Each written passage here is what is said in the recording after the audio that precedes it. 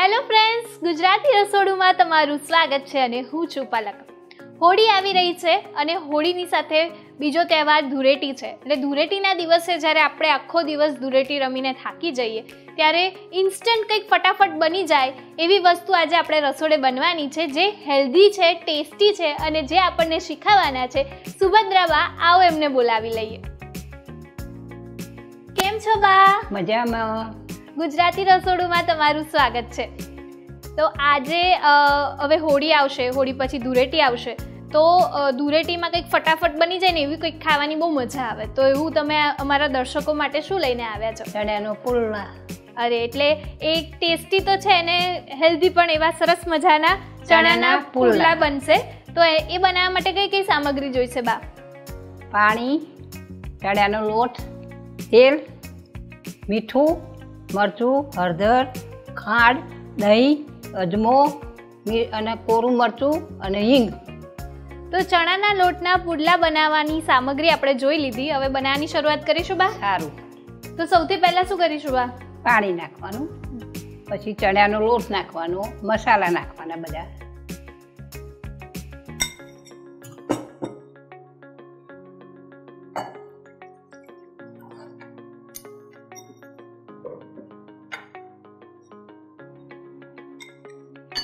આ ચણાનો લોટ નાખ્યો.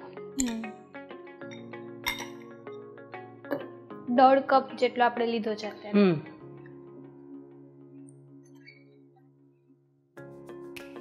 એટલે પહેલા પાણી નાખવાનું અને પછી અંદર સમાય એટલો ચણાનો લોટ આપણે એમને સમાય એટલો નાખવાનો, જેવો જોઈએ એવું.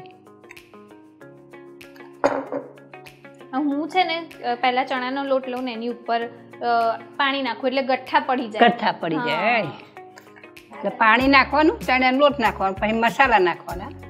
હવે ચણાનો લોટ ઓગળી ગયો, હવે મસાલા બધા નાખવાના છે. મીઠું નાખશું,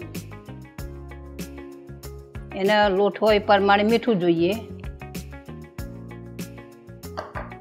પછી આ લીલા મરચાં નાખશું.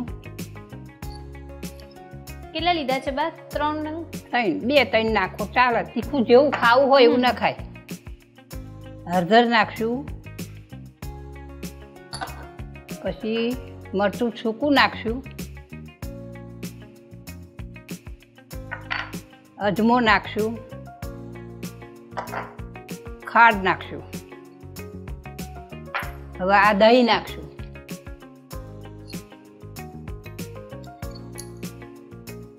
એ બધું મિક્સ કરી નાખવાનું.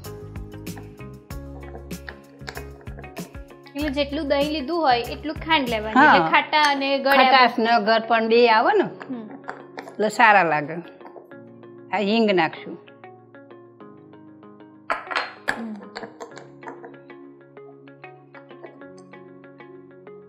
બસ હવે માલ થઈ ગયો. પુલ્લા બનાવવાની શરૂઆત.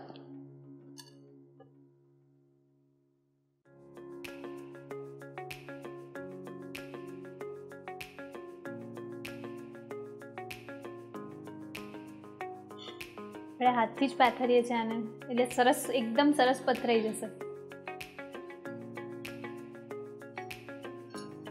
હવે આ તેલ મૂકશું આપણે.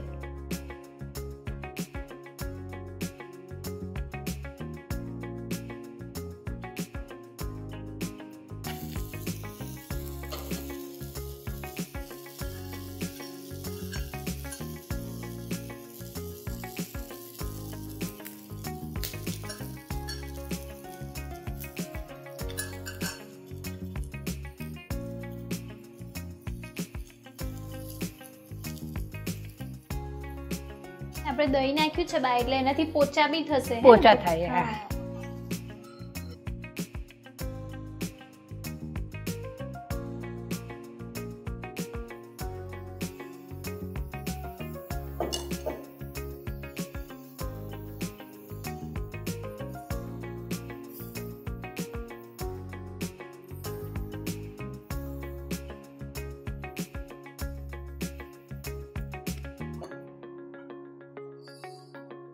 જીરું નાખ્યા પછી ચણાનો શીરું નાખ્યું ને પછી આપણે સહેજ ચડવા દેવાનો અને પછી તાવેતા વચ્ચે ફેરવવાનો.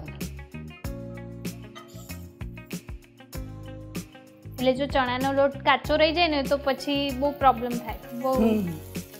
હા એટલે આ ચડી જાય ને.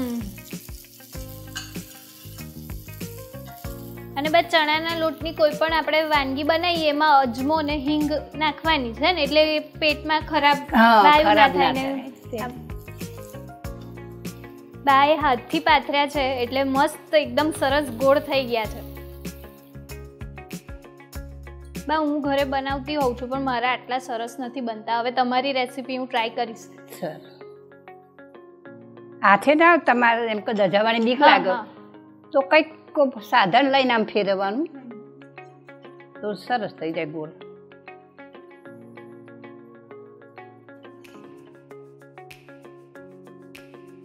ચણાના લોટના પુલ્લા તૈયાર થઈ ગયા. હવે આપણે પીસી દઈએ અને આ સોસ ને ચટણી એની જોડે ખાવ તો બહુ મજા આવે.